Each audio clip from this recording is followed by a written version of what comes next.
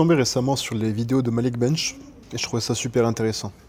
Cette idée de créer du contenu, ne serait-ce que pour le pur plaisir de partager et de partager ses idées, d'agrandir son cercle social, d'attirer des gens qui nous ressemblent, qui partagent, en tout cas qui ont envie de partager des idées.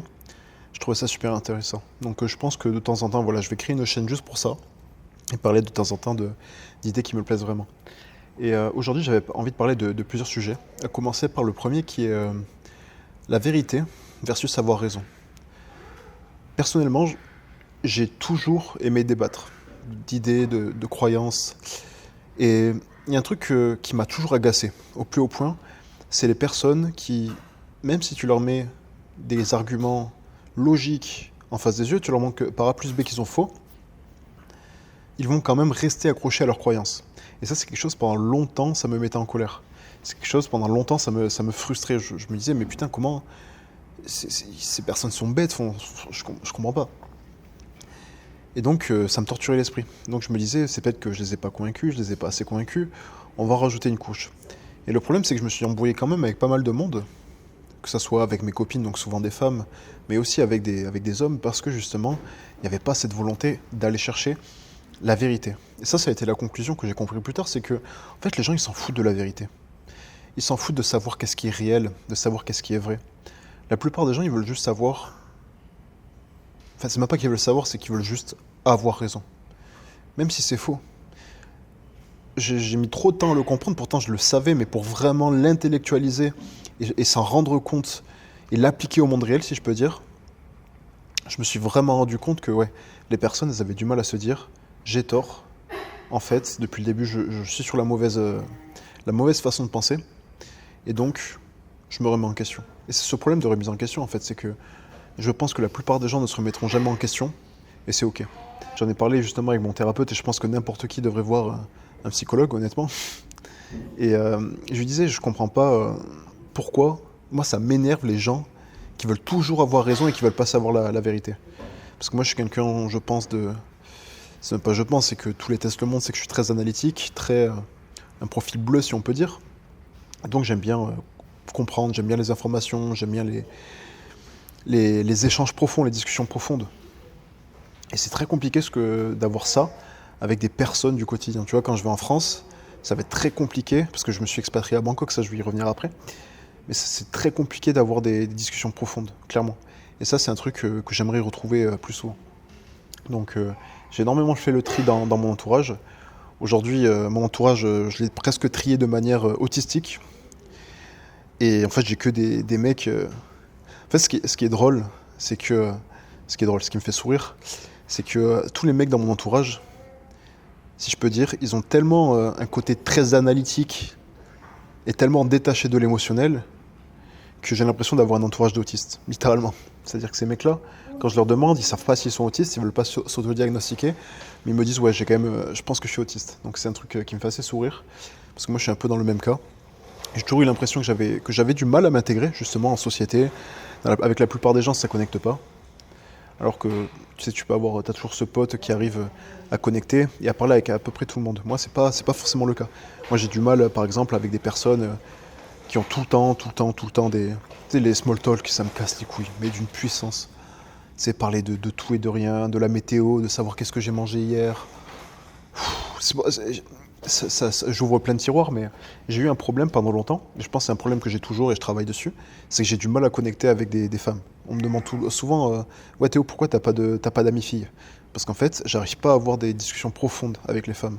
Parce que la plupart des femmes, ce qui les intéresse, c'est les potins. Et j'ai pas de jugement ou quoi par rapport à ça, mais quand on parle de potins tout le temps, de savoir qui a couché avec qui a trompé qui, et qui a fait du mal à qui, j'en ai rien à branler. Ça me casse les couilles de parler des gens. Je pense que j'ai vraiment une sensibilité qui est presque nulle au fait de parler d'autres personnes, en particulier genre cibler une seule personne. C'est par exemple parler de célébrités, parler de telle star. Moi, les stars, je suis tellement à la ramasse de savoir qui a chanté quoi, de savoir quelle star a fait quoi, de savoir quel acteur a tourné quoi. Parce qu'en fait, j'arrive pas à trouver ça intéressant foncièrement. C'est pas quelque chose qui va m'apporter dans la vie. C'est pas de l'information concrète. Et donc juste, ça me fait chier en fait. Je parlais avec ma façon de penser actuellement, ça me fait chier. Donc les small talk, ça me fait chier. Franchement, dans toutes mes discussions, je pense que je dois avoir 10% de small talk. La majorité des small talk, je les ai avec ma copine actuelle. Mais quand je suis avec des potes, franchement, small talk, ça m'emmerde au plus haut point. C'est toujours sympa, hein, tu les vois, tu parles de ce que tu as fait dans ta journée, deux, trois trucs rigolos qui te sont arrivés, mais ça va pas au-delà de ça, quoi. J'aime bien avoir des discussions profondes, échanger, rigoler. Discussion profonde, ça veut pas forcément dire sujet sérieux. Enfin, ça veut pas forcément dire rester sérieux. On peut être fun, mais sur des sujets profonds qui vont m'apporter. Et ça, c'est intéressant. Donc, ça, c'était vraiment un point que je voulais aborder. Et j'étais curieux d'avoir votre avis là-dessus. Parce que ouais, j'ai vraiment du mal avec ces personnes-là qui ont besoin de tout le temps small talk. Et j'ai pas fini du coup. J'avais ouvert un tiroir, du coup ça m'a perdu. C'est que j'ai aussi du mal avec les personnes très extraverties, qui ont énormément d'énergie, qui ont toujours besoin de déconner, de tacler, de... Je comprends l'énergie, je comprends que ça plaise, mais moi je suis quelqu'un de très calme.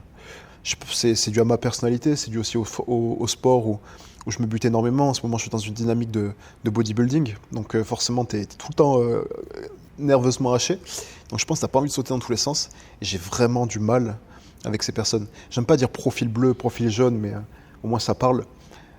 C'est un profil plutôt jaune, plutôt extraverti. Profil énergiseur, si on prend le test PCM.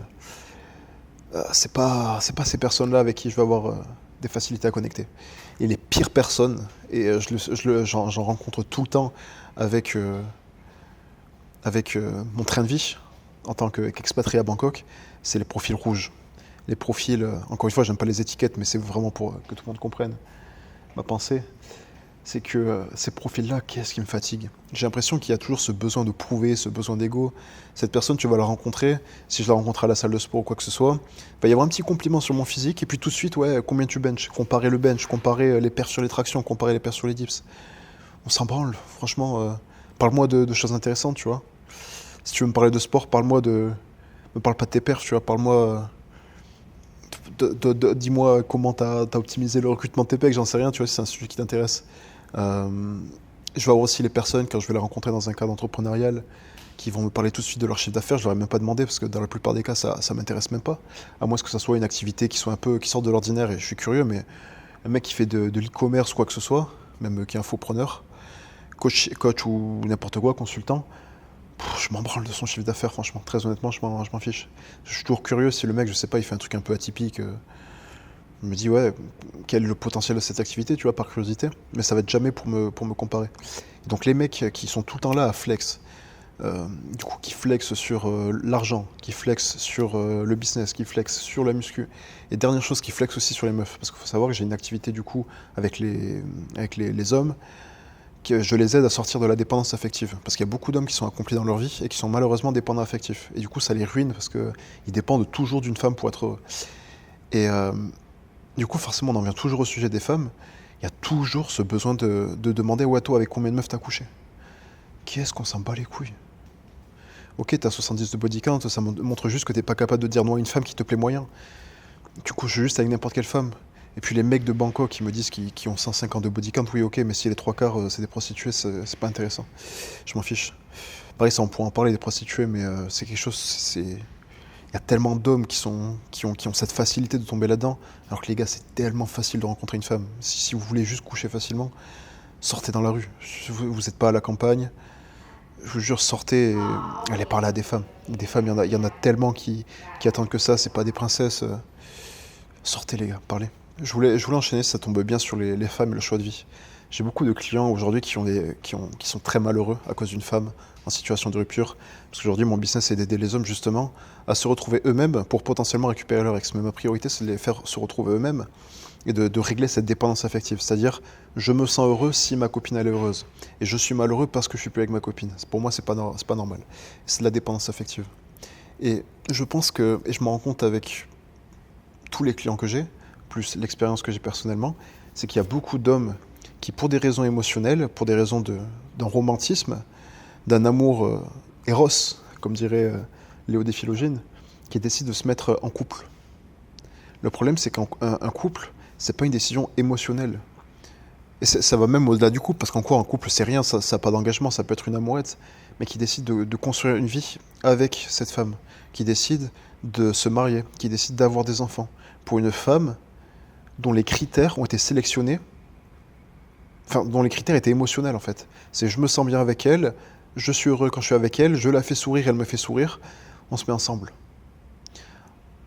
Dans la société dans laquelle on vit, je trouve qu'il n'y a rien de plus débile que de faire un choix émotionnel quant au choix de la partenaire. Il y a toujours ce truc un peu sacré quand on choisit sa partenaire, quand on se met en relation, de se dire l'amour c'est beau et on le choisit pas, ça nous tombe dessus et c'est beau quand ça arrive. On s'imagine un peu comme les clichés dans les films où tu percutes la femme de ta vie au coin d'une rue sans faire exprès, tu lui fais tomber toutes ses affaires et tu lui ramasses et quand vous vous relevez, vous croisez vos regards et vous tombez amoureux. Ça c'est les films qu'on nous met devant les yeux depuis tout petit. Donc oui, ça fait rêver, moi le premier, et pourtant c'est pas ça la réalité. La réalité aujourd'hui, c'est que de ma façon de voir les choses actuellement, c'est que tu ne peux pas espérer garder une femme à long terme juste avec des raisons émotionnelles. Euh, Si tu t'attends juste à ce qu'elle reste amoureuse de toi jusqu'à la fin de tes jours et qu'elle ne désire aucun homme, t'es foutu. Surtout si elle habite dans une grande ville. Je crois que tu te rends pas compte du nombre de rencontres potentielles, et même du nombre de rencontres tout court en fait, hein, qu'une femme fait dans son quotidien. Ça c'est un truc que j'ai réalisé il y a 2-3 ans. Une femme, même si elle te dit le contraire, parce qu'en fait elle se rend pas compte de ce que c'est que beaucoup de rencontres, parce que quand tu relativises comparé à un homme il va faire une rencontre ponctuelle sans qu'il ait fait à faire d'efforts, peut-être une fois par mois, et encore il y a des mecs ils en font jamais, ils ont 30 ans. Ils en ont jamais fait. Et les femmes elles vont te dire oui j'en fais pas beaucoup, mais en réalité elles s'en rendent pas compte, mais tous les jours il y a des mecs qui viennent la draguer, mais elles pensent que c'est juste des mecs gentils. Ou en tout cas elles sont un peu dans le déni. Donc choisissez bien votre partenaire, je referme le tiroir des rencontres et des rencontres potentielles. Choisissez bien votre partenaire. Et surtout, je pense sur un principe stoïque. Je pense que c'est extrêmement important de se dire, même si je sors avec cette femme, ça sera une partenaire à court terme, moyen terme, et pas une partenaire à long terme. Parce qu'on ne peut pas s'attendre à ce que quelque chose dure à long terme, sachant que c'est pas quelque chose qu'on contrôle. J'en ai parlé avec beaucoup de gars qui me disent ouais mais moi je suis un mec accompli, je vais faire des sous, je fais de la muscu, etc., etc. Donc bref, je suis un mec, je suis un aimant à meuf, tu vois. Enfin, je vais devenir un aimant à meuf et elle aura qu'une raison de partir. La réalité, c'est que quand il y a des ruptures, la meuf, elle se dit pas putain, ce mec il a des sous, ce mec il est musclé, je vais rester. Non. Il y a des raisons beaucoup plus profondes, des raisons beaucoup plus émotionnelles. Il y a des questions aussi de connexion profonde, d'énergie et de valeur surtout. Beaucoup de valeur. Et quand tu sors avec une femme française à qui on a foutu dans le crâne des valeurs féministes depuis toute petite, tu sais qu'elle va se mettre elle en priorité avant de mettre sa famille en priorité. C'est-à-dire que le jour où tu construis une famille avec cette femme, que tu as des enfants, ce n'est absolument pas une sécurité de rester avec elle. Parce qu'avant, autant avec les valeurs traditionnelles familiales, même si les deux parents n'étaient plus très amoureux, ils restaient ensemble parce qu'ils s'entendaient bien et il y avait du respect. Et donc ils restaient au moins pour le gosse et la santé du gosse et son évolution, pour qu'elle reste saine, son évolution du gosse. Mais aujourd'hui, les femmes sont féministes. C'est-à-dire que ce féminisme-là, il l'empêche, enfin en tout cas il l'empêche, ouais c'est ça, il empêche d'avoir cette famille nucléaire, cette famille qui est soudée. Aujourd'hui, comment dire, c'est pas rare de voir des familles recomposées avec plusieurs papas dans la maison. Moi aujourd'hui, j'ai rencontré encore il y a 3 jours sur un rooftop de bain glacé un mec, la mère de son ex, elle vit avec son ex plus avec son copain. C'est un enfer ça pour un gosse. Le cerveau humain, il n'est pas câblé pour ça. Le cerveau de l'homo sapiens, il n'est pas câblé pour ça. T'imagines, t'as 2 papas, une maman, ta maman, on va dire les termes, elle se fait troncher. Pareil, je connais des mères célibataires, elles font une crise à la 35-40 ans autour de ça, parce qu'elles se rendent compte que elles perdent, je suis pas fan de ces termes, ça fait un peu red pill et j'aime pas ça, mais elles perdent en valeur, c'est-à-dire qu'il y a moins d'hommes qui veulent d'elles, elles s'en rendent compte, elles ont l'impression, enfin il y a cette FOMO qui fait qu'elles ont envie de coucher. Enfin, c'est pas qu'elles ont envie de coucher, mais elles ont envie de plaire surtout. Elles ont envie d'avoir encore cette approbation, d'avoir cette validation. Et donc, elles vont quitter leur partenaire et commencer à faire une crise d'adolescence presque à 40 ans. Et t'imagines quand t'as un gosse qui voit sa mère, surtout si c'est une femme, enfin en vrai j'ai envie de dire même pour un garçon c'est terrible, mais qui se fait troncher tout le temps. Il y a un nouveau mec tous les soirs ou plusieurs fois par semaine qui sort de la chambre de sa mère. C'est juste un enfer dans la construction du cerveau de cet homme ou de cette femme, pour plus tard, de ce petit garçon ou de cette petite fille en l'occurrence. Imagine, toi tu sors avec une femme qui a jamais connu une relation solide. Pas dans ses propres relations à elle, mais dans la relation de sa mère ou de son père. C'est un enfer. Tu peux pas t'attendre à construire quelque chose de long terme avec elle. Tu vas me dire, oui, mais c'est pas de sa faute. Non, en fait, en réalité, on s'en fout que ce soit de sa faute ou pas. Toi, aujourd'hui, t'es pas là pour la sauver. Et ça, c'est un truc que j'ai vraiment compris. C'est que, ouais, faut pas sauver les femmes. Les femmes qui ont des traumatismes, il y en a énormément en France. D'ailleurs, c'est une des raisons pour laquelle j'ai quitté la France. Les femmes trouvent des traumatismes partout où il y en a. Elles se font tromper une fois, pour elles, c'est un traumatisme. Bref, toutes les femmes ont l'impression d'être traumatisées parce que c'est presque à la mode. Mais tu ne pourras jamais, jamais, jamais avoir une vie, ou en tout cas une vie, comment dire, que ce soit la femme de ta vie à long terme pour moi, si tu es avec une femme traumatisée. Et encore pire si c'est une femme qui se qualifie de traumatisée. Je le répète, mais il y a des femmes, je les ai rencontrées, elles se qualifient de traumatisées, même si elles ne le sont pas, tous les inconvénients des traumatismes vont quand même arriver dans la relation. Ok, j'aimerais parler maintenant un peu argent, parce qu'il y a beaucoup d'entrepreneurs avec qui je discute, et moi le premier, où on est souvent perdu. C'est-à-dire qu'on se dit, ouais, je vais faire 300K par mois, 100K par mois, 200K par mois. Mais quoi? Qu'est-ce qu'on fait après? J'en parlais avec un pote à moi, il me dit, ouais, il est dans l'expatriation en Thaïlande, il s'appelle Thomas, il me dit, ouais, moi je vais faire 300K par mois. Et je dis, ok, mais tu vas en faire quoi après? Il dit, bah je sais pas, mais moi je suis focus sur les 300K par mois. Je peux comprendre, c'est pas une critique, c'est pas un jugement. Mais moi quand j'y pense, je me dis, faire 300K par mois, bah ça m'intéresse pas en fait. Après avoir fait énormément de travail, d'introspection, d'y avoir énormément réfléchi, presque d'en avoir fait des nuits très courtes tellement j'y réfléchissais, et je me dis, mais en fait, moi ma vie, ce dont j'ai besoin, c'est deux copains, enfin des copains, plusieurs copains, une vie au soleil, de la bonne bouffe, des femmes qui sont, comment dire, qui sont aux petits soins, si je peux dire, qui sont dans leur énergie féminine, qui sont du coup pas féministes, donc pas en France. Et quand je dis des femmes, c'est une femme dans ma vie, quoi. Une femme qui est aux petits soins et qui a une vraie intelligence émotionnelle, pas une femme qui gueule dès que ça va un peu mal dans sa tête. Et des potes, de la bouffe, du sport, de la vie de famille, et c'est tout. En fait, je veux juste une petite vie tranquille, voir des potes, faire des activités simples, faire des rooftops, faire des billards, des trucs comme ça, juste chiller, tu vois. Ça, franchement, c'est une vie pour moi qui est suffisante. Et honnêtement, je pourrais vivre aujourd'hui en étant complètement heureux à 1 500 € par mois. Alors je devrais faire quelques concessions sur des sorties. On va dire, si je fais toutes les sorties que je veux et tout, allez, on va dire 2 500 €, 3 000 € en vivant à Bangkok, plein centre-ville. Quoi demander de plus, tu vois? Après, des fois, je me dis, bon, j'aimerais aussi construire une vie de famille et j'aimerais faire la providence financière avec ma femme et aussi avoir des enfants un jour, donc ça va coûter des sous. Mais dans l'absolu, sur une vie seule, en fait, j'ai besoin de 2 000 €, quoi. J'ai besoin de 2 500 € à tout claquer. Donc, avec un retrait de 3% en bourse, ça me fait 1 million en S&P 500 à avoir. C'est pas un conseil en investissement, je cale le petit disclaimer, c'est pas un conseil en investissement, mais ouais, moi je fous tout en bourse. En fait, j'ai jamais élevé mon niveau de vie au-delà de 2 000 €, parce que je sais que ça me ferait kiffer à court terme, ça serait full plaisir, mais ça augmenterait pas mon niveau de bonheur. Et je sais que, en fait, c'est de la rentrée d'argent ponctuelle, en fait. J'aime pas utiliser les mots anglais comme cash flow, mais c'est ça, c'est du cash flow, c'est de la rentrée d'argent ponctuelle. Qu'est-ce qui se passe le jour où ça s'arrête, tu vois? Pour X ou Y raison, tu vois, une avancée technologique. Mon business dans le fitness, avant, il a été ruiné à cause de l'IA, enfin ruiné. Il a pris une sacrée patate à cause de l'IA. Donc, qu'est-ce qui me dit que là, je vais pas prendre un enchaînement de patates, tu vois? Je vais me prendre un close combat, je vais être au sol, tu vois? Donc, la solution que j'ai trouvée à ça, c'est investir en bourse. Et je me dis, le jour où j'ai 1 million en bourse, ça me permet de sortir 2 500 bruts par mois. En fonction des pays où je suis, il y a des taxes, mais en Thaïlande et tout, franchement, c'est que dalle. Tu dois avoir juste l'impôt sur le revenu, il doit y avoir 10%. En bref, tu sors entre 2 000 et 2 500 € par mois avec 1 million d'euros en bourse. Et puis voilà. Maintenant, la question, c'est comment est-ce que j'arrive à 1 million d'euros en bourse, mais surtout, comment est-ce que j'arrive à 1 million d'euros en bourse sans sacrifier ma santé? Parce que j'en ai fait des nuits blanches. Je suis quelqu'un de très stressé, très anxieux. Je sais pas si vous avez vu le film Vice Versa, j'ai bien aimé le film d'animation. T'as le petit bonhomme orange qui s'appelle Anxiété, c'est une émotion. Et tu le vois courir partout, complètement stressé, à s'agiter tout le temps. Mais en fait, c'est ça quand t'as un business. Ce qui est fou, c'est que j'ai même pas un business qui a besoin d'anxiété, qui nécessite de l'anxiété, je sais pas comment le dire. Mais je suis quand même anxieux. Il y a de l'anxiété et de l'excitation en même temps, parce que je sais que ça va arriver. Et personnellement, je suis pas un entrepreneur. Enfin, je suis un entrepreneur, mais je suis pas un grand entrepreneur, tu vois. Je suis pas un mec en mode to the moon, on va faire 300K par mois, et les gars, on va tout donner, on va tout arracher cette année, on va faire un solide Q3, on va faire un solide Q4.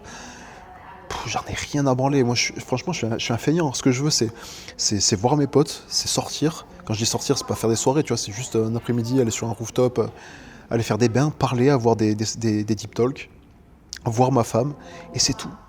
J'ai pas besoin de faire des millions. Voler en business, cool une fois, je l'ai jamais fait. Je pense que quand j'aurai atteint mon objectif financier en S&P 500 en bourse, peut-être que je me ferai un vol business pour le fun, mais j'en ai rien à faire.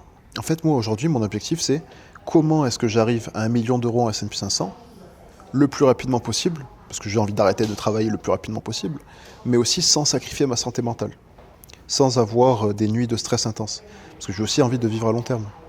La santé, je pense, j'en parlerai dans une autre vidéo, mais je pense que l'alimentation, le sommeil, tout ça, c'est un des trucs les plus importants. L'alimentation, je suis vraiment clean dessus, à 90%. Mais par exemple, le sommeil, c'est catastrophique. Parce que l'entrepreneuriat, l'anxiété, et j'ai un gros travail de gestion à faire là-dessus. Et pour finir, ouais, je me suis expatrié du coup à Bangkok. J'ai mis énormément d'années. J'avais beaucoup de potes qui étaient expatriés. Et j'ai galéré Enfin, j'ai galéré. Ça a été dur, je trouve, de m'expatrier. C'est vrai que ça a été dur, en mode j'ai eu du mal à prendre la décision, mais je voyais pas trop l'intérêt de m'expatrier. Et en fait, je pense que c'est le cas de... C'est souvent, on pense que les meilleurs entrepreneurs sont à l'étranger. La réalité, c'est qu'il y a des très bons entrepreneurs aussi qui n'osent pas sortir de leur ville, de leur petite ville en France. Moi, je viens de Pau, et j'ai encore des gars qui sont à Pau, des gars à moi, qui n'osent pas bouger, qui sont bloqués dans leur train de vie de merde. Et le truc, c'est qu'ils ne se rendent même pas compte que leur train de vie, c'est de la merde. Et c'est problématique, parce que ces mecs-là, ils pourraient tellement être plus heureux. Des fois, je parle avec c'est mon meilleur pote et un peu comme un associé, et il me dit, ouais, putain, je suis malheureux en France. Et je lui dis, mais gros, sors. Sors de la France, la solution, elle est simple. T'as un problème, une solution, tu règles. Je veux dire, il y a un moment, on n'est pas... J'allais dire, on n'est pas des femmes, mais on s'entend, on n'est pas là pour se plaindre, on n'est pas là pour attendre un soutien émotionnel. C'est problème-solution, on doit être câblés comme des robots. C'est-à-dire qu'il y a un problème, j'analyse mon problème, comment je le règle. C'est pas, j'ai peur de... Non, il n'y a pas de peur, il y a rien. Il faut vraiment être détaché, je pense, de ses émotions sur des décisions aussi importantes que son niveau de bonheur et sortir. Après, bien sûr, il y a d'autres raisons, comme je disais, le féminisme en France qui est omniprésent, ça me casse les couilles. Les taxes en France, c'est infernal si tu veux investir. Bref. Franchement, il y a tellement de manque à ne pas s'expatrier. Ne serait-ce que pour les impôts. Après, ça dépend. Si tu es en France et que tu es à l'aise avec le fait, avec la destination de tes impôts, pourquoi pas, tu vois. Mais sois conscient déjà de où finissent tes impôts, qu'est-ce qu'ils financent, et tu verras que ça va probablement statistiquement te démotiver. Et puis le fait d'être dans une autre ville, on se dit souvent, ouais, l'herbe n'est pas plus verte ailleurs. Il y a toujours des pour et des contre dans les différents pays. Peut-être que quand tu vas quitter la France, tu vas aussi trouver des inconvénients ailleurs. Personnellement, j'ai quitté la France, je n'y vois aucun inconvénient. Ça, on va te parler de... Oui, mais ils n'ont pas la carte vitale. Oui, mais ok, mais tu prends une assurance à 50 balles par mois et crois-moi que ça y est, t'es autant couvert qu'en France. On va te dire, oui, mais il n'y a pas l'école gratuite. L'école gratuite. La fameuse école gratuite en France qui t'a rien appris, dont t'as rien tiré. Ok. Moi, personnellement, j'enverrai pas mes enfants en école publique en France. Et on va pas parler de l'école privée. C'est pas la même merde, c'est quand même un peu mieux, mais faut avoir une très bonne école privée, quoi. Donc, ouais. On va te dire quoi? On te parle souvent de l'école, de la carte vitale, des aides aussi. Tu n'auras jamais autant d'aides qu'en France. Personnellement, j'ai vécu en France, j'ai jamais eu d'aide. Si au tout début, pendant 3 mois, j'ai eu 100 euros d'aide par mois à la fac, super. J'en ai que... Enfin, ça m'a pas... J'ai dû travailler, quoi. Enfin, je vais pas te mentir, ces aides-là, on va pas cracher dessus, mais c'est pas pour 300 euros que j'ai eu dans ma vie que je vais dire il faut rester en France, quoi. Après, il y a des mecs qui sont très épanouis, ils vivent du chômage, du RSA et de toutes ces merdes-là. En fait, tu sers enfin, moi, c'est la vision que j'en aurais, mais j'aurais l'impression de servir à rien, quoi. Tu consommes et tu vis un peu comme un rat, en fait. T'es là, tu manges enfin, c'est même pas que tu manges ce qu'on te donne, c'est encore pire qu'un rat, du coup.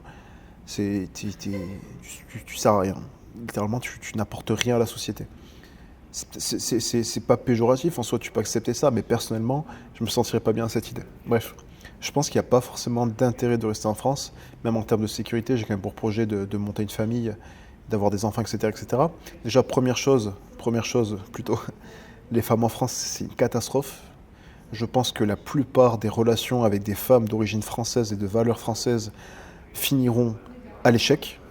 Donc les relations finiront à l'échec avec ces femmes-là, parce que ces femmes-là, selon moi, d'un point de vue, à cause du féminisme, privilégieront toujours leur choix personnel à, la, à, la, à leurs enfants.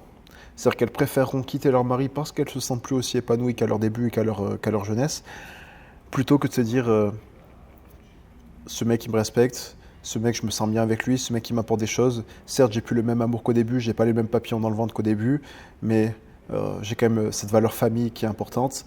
Et pour les enfants, eh bien c'est quand même mieux d'avoir des parents qui sont ensemble. Donc ouais, c'est un choix personnel, mais avoir une famille en France, ça va être compliqué avec la femme, avec les femmes. Donc d'avoir une femme en France, et en plus pour les gosses, personnellement, quand je vois à quel point les gosses sont mongols au possible en France, je me dis, mon gosse, j'aurais beau aussi bien l'éduquer, il sera toujours influencé par ces mongols avec des QI à deux chiffres, qui scrollent toute la journée sur TikTok, qui savent pas commencer une phrase par autre chose que Eba, même à l'écrit, qui sont obligés de... Enfin bref, on va pas énumérer tous les problèmes qu'il y a, mais qui ne savent plus communiquer, ni même qui ne sont plus respectueux. Moi, si tu savais Enfin, j'ai un business en ligne, comme je disais, j'aide les hommes à sortir de la dépendance affective. Le nombre de mecs que j'ai gratuitement, j'ai pas la moindre gratitude. Moi, j'attends pas une gratitude forte, tu vois. Enfin, j'attends rien du tout même. Ça fait toujours plaisir d'avoir un mec simplement qui te dit merci, merci pour ton temps. Et malheureusement, il y a plus de mecs qui en ont rien à branler que de mecs qui te disent merci. Bref, c'est comme ça. Moi, perso, je suis très pessimiste par rapport à la France. Pessimiste réaliste, à voir. Mais expatriez-vous, parce que franchement, vous n'êtes pas obligé d'aller en Thaïlande. Moi, je suis en Thaïlande, à Bangkok, et je trouve que c'est une très belle ville, avec beaucoup de... T'as tout pour être heureux, tout est facile, mais t'as tes propres choix personnels à faire. Explore, voyage, va dans des pays pas chers s'il faut. J'ai des potes qui se sont expatriés dans un premier temps en Bulgarie, parce que c'est un pays qui est vraiment pas cher, et t'as rien à y faire, du coup t'as qu'une seule chose à faire, c'est travailler. Donc c'est bien pour les premières années d'entrepreneuriat. Mais sors de la France, rends-toi compte de ce qu'il y a à l'extérieur, parce que comme je disais tout à l'heure, tu te rends pas forcément compte de la merde que c'est tant que tu es encore dedans. Et c'est une fois que tu en sors et que tu commences à voir d'autres pays que tu te dis, la France c'est vraiment de la merde. Et la population française ne se rend pas compte dans quelle merde elle vit, quoi.